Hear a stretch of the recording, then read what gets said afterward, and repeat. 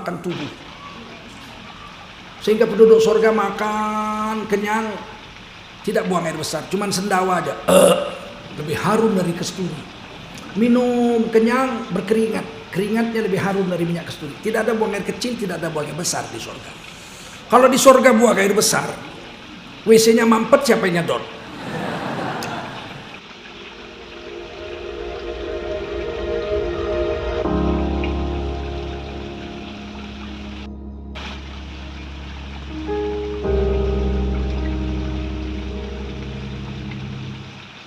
Kalau baginda Rasulullah SAW dan 124.000 nabi itu fauqal malaikatil kirami maqami, makom mereka itu lebih tinggi dari seluruh makom malaikat. Apalagi Nabi Muhammad Sallallahu Alaihi Wasallam. Dan setiap nabi-nabi diberi irhas. Irhas itu sesuatu yang luar biasa, di luar ukuran alam. Harusnya kalau manusia jalan di air tenggelam, kalau ini bisa jalan di air, itu irhas. Sebelum jadi nabi, manusia diberi irhas, tanda-tanda bakal dia jadi nabi. Semua calon nabi sewaktu kecil sudah diberi irhas, tanda-tanda dia bakal jadi nabi. Nggak ada diberikan kepada yang lain kecuali kepada calon nabi. Nabi Ibrahim alaihissalam itu diberi irhas.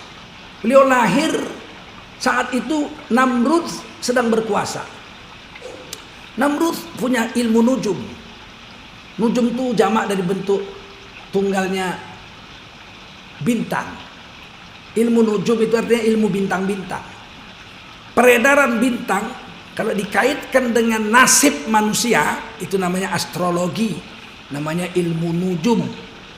Haram itu haram. Kalau ilmu peredaran bintang dikaitkan dengan musim, dengan hari, dengan tahun, itu namanya astronomi. Itu boleh. Dalam bahasa Arab ilmu hisab namanya. Ilmu apa? Hisab. Kalau nujum haram. Astrologi namanya. Kalau dikaitkan dengan musim, astronomi. Besok hujan diramalkan Jakarta, itu halal itu. Sebab dia hitungannya ilmiah. Namanya astronomi. Tapi kalau dikaitkan peredaran bintang dengan nasib manusia, itu namanya astrologi. Nujum itu haram. Masih ada sampai sekarang di majalah, di koran saya lihat. Horoskop, ramalan bintang ada. Leo, minggu ini asmara sepi.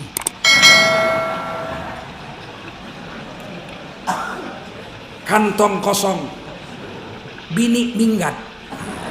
Ada 3 situ.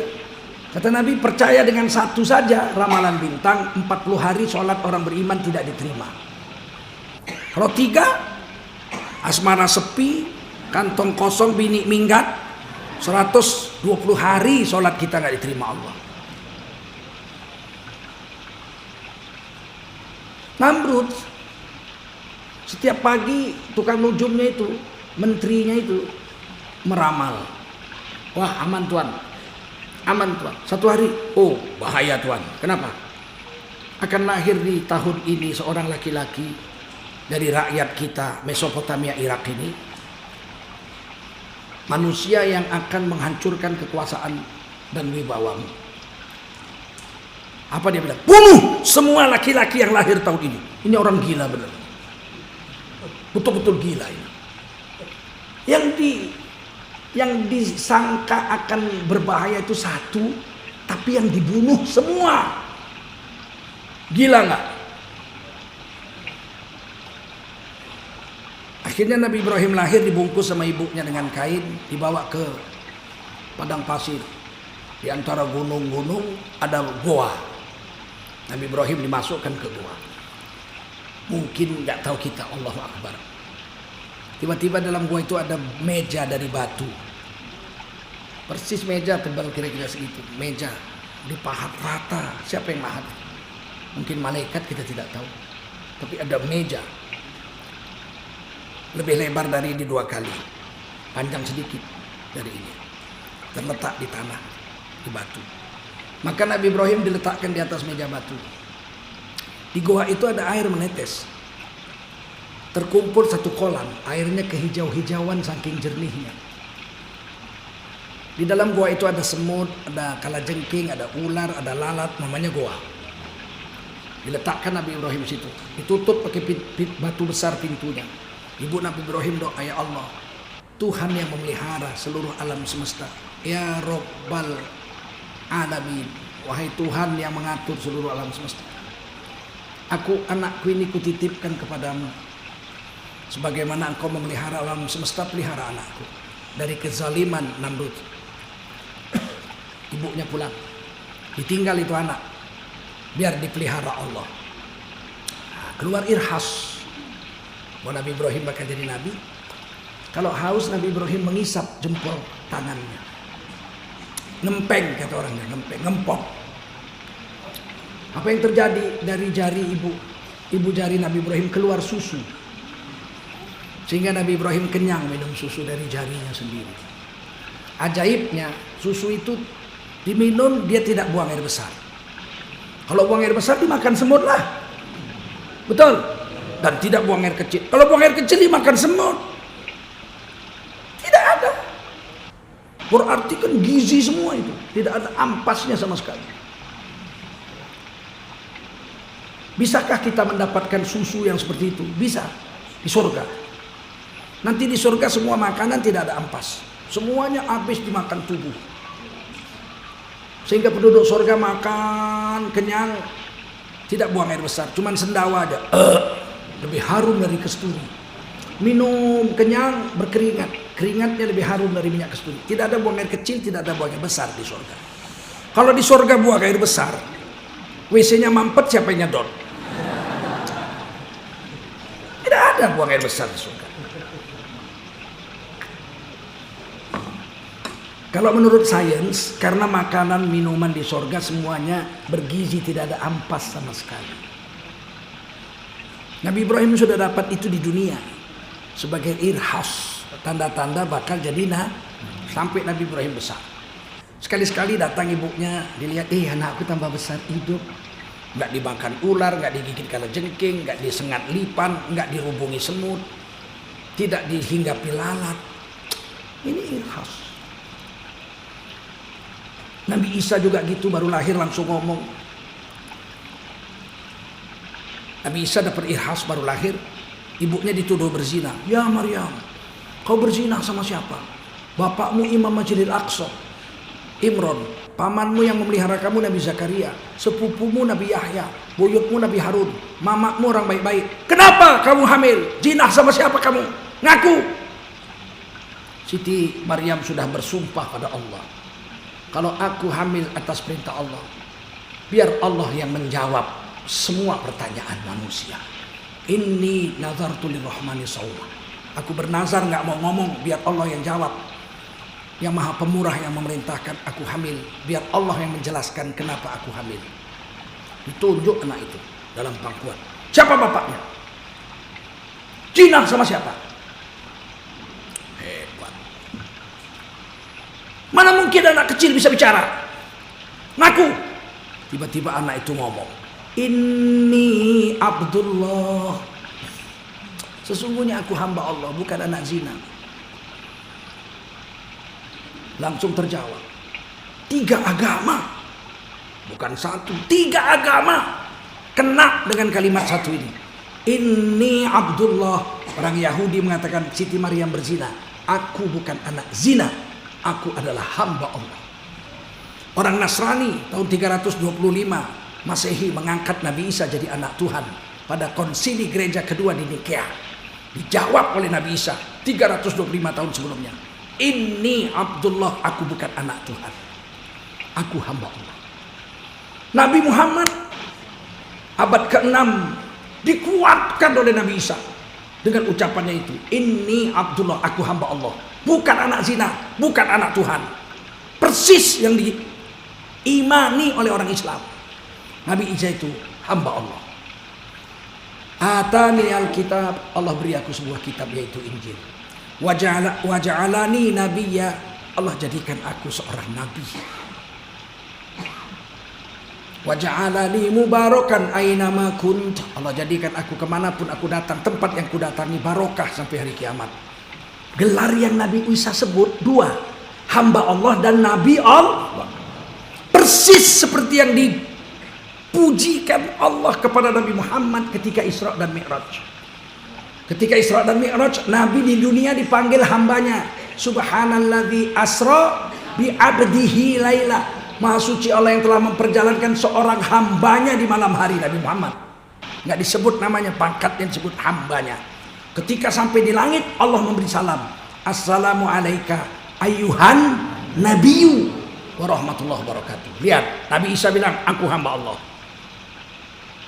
Allah jadikan aku seorang nabi. Sinkron. Karena ini apa? Karena ini bukan kemauannya Nabi Isa, wong masih anak-anak baru lahir. Ini irhas, kemauannya Allah. Anugerah Allah. Kalau Nabi Ibrahim punya, Nabi Musa punya, Nabi Isa punya, semua nabi-nabi punya. Tiba-tiba dibilang Nabi Muhammad nggak punya. Nabi Muhammad itu lahir mau biasa-biasa mawon. Orang yang apa-apa nih, udah Allah.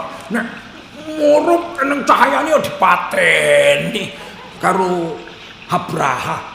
Lo Nabi nggak jumpa Abraha. Abraha itu baru sampai Musdalifah sudah disiram dengan batu-batu oleh burung ababil, betul nggak? Mampus Abraha di Musdalifah, nggak sempat sampai Mekah. Lagi Nabi Muhammad belum lahir waktu peristiwa itu terjadi. Kadang-kadang Nabi gue biasa, pelayanan rono, pelayanan rini. Sampai Nabi ku ya buta huruf nggak iso mbocok karena nggak sekolah. Ya, memang zaman Nabi ada SD Impres.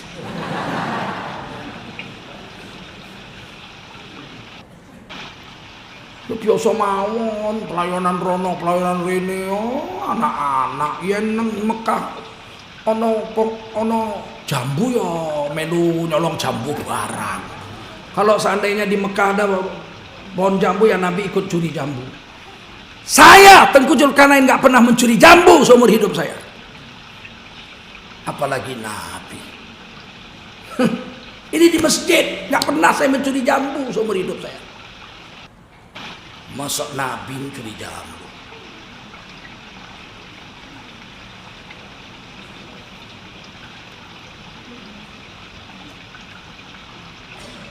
Di dunia bolehlah dia lolos. Di akhirat saya akan tuntut orang ini di hadapan Allah Subhanahu wa taala.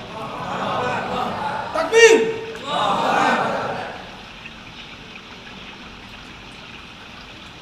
Waktu Nabi disusukan ibunda Halimah Sa'diyah, Nabi dibawa ke pegunungan Bani Sa'ad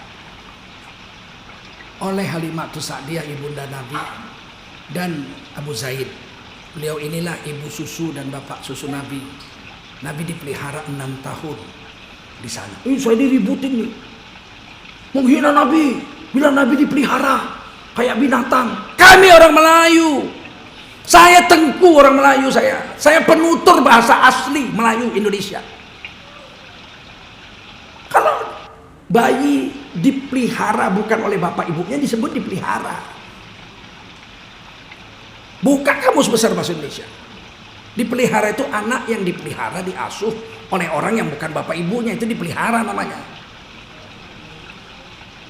Harusnya diasuh, sama aja. Diasuh atau dipelihara, sama. Di Sumatera Utara, di Sumatera Timur, sampai ke Malaysia kami menyebutnya dipelihara. Orang Jawa menyebutnya diasuh. Kata ibunda Halimah, anak kita 2. Satu anak kandung, satu anak susu. Berkah air susunya berlimpah-limpah.